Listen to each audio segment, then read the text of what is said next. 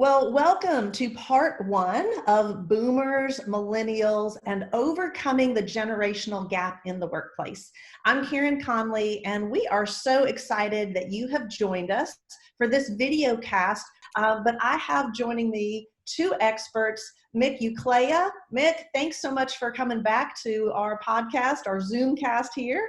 For those of you who are not familiar with Mick's work, he is the president and CEO of Leadership Track, and you can definitely check out his most recent book, Managing the Millennials. So Mick, thanks for joining us. And as you referenced, we also have another amazing guest with us, Danita. Danita, welcome to the Zoom cast.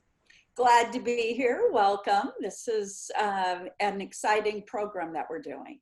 Well, I'm excited about it. And for those of you who've not been familiar with Danita's work, at the end, I'll get you guys to both give us your websites so people can follow up with you. But also, Danita is an entrepreneur and a speaker and an author, and her book is Millennials Matter. Let me just kind of start. I think our purpose to lay out for this series is for us to really tap into your experience to understand these two generations, boomers and millennials, and how to bridge that gap in the workplace. And so for this first one, we're going to just kind of lay out what makes a boomer, who are they, what are their strengths and their weaknesses, what are the stereotypes, and just kind of lay that foundation in this one. And then we'll pick up in part two and do the same for the millennials. So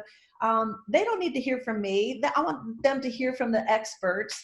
Let me first throw this to you, Mick. As we just talk about boomers, remind our audience, describe a boomer. How old are they right now? What do they bring to the workplace? Who are we talking about here when we talk about boomers? Well, again, let me just say right up front that it's not so much about birth years as it is behavior, but we do have these categories that sort of fit, and they're generalizations. Just as we would say that seatbelts save lives, I can show you exceptions to that where it actually caused a death. But generally speaking, we use these because of the U.S. Census Bureau, and there is some distinct differences that we see in those generations. So Boomer was born 1946 to 1964. They're actually turning this year 72 years old, and actually 74 years old this year. We're getting old, boomers are. They were raised in a climatic time of where there was a lot of political chaos. There was the women's lib movement that was going on. The civil rights movement was a big thing for them during their formative years. Betty Friedan wrote the tome on women, and we also were a very optimistic group of people. We had a president that said we're going to send a man to the moon by the end of the decade and bring him back alive, which is important. And we actually did that. Very optimistic. We love titles. We love prestige. We love money. The great American dream was a part of who we are. We love work. We added 1 month per year to the work week over our builder parents. So we are workaholics. Then we see the next generation come along and we think they're slaggards because they don't work as much as we do.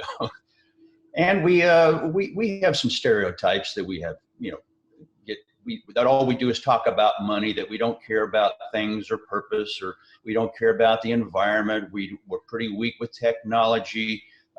We live by the golden rule. Who has the goal makes the rules. Those are all stereotypes that are not really indicative of most of the boomers that I know, but everybody has stereotypes.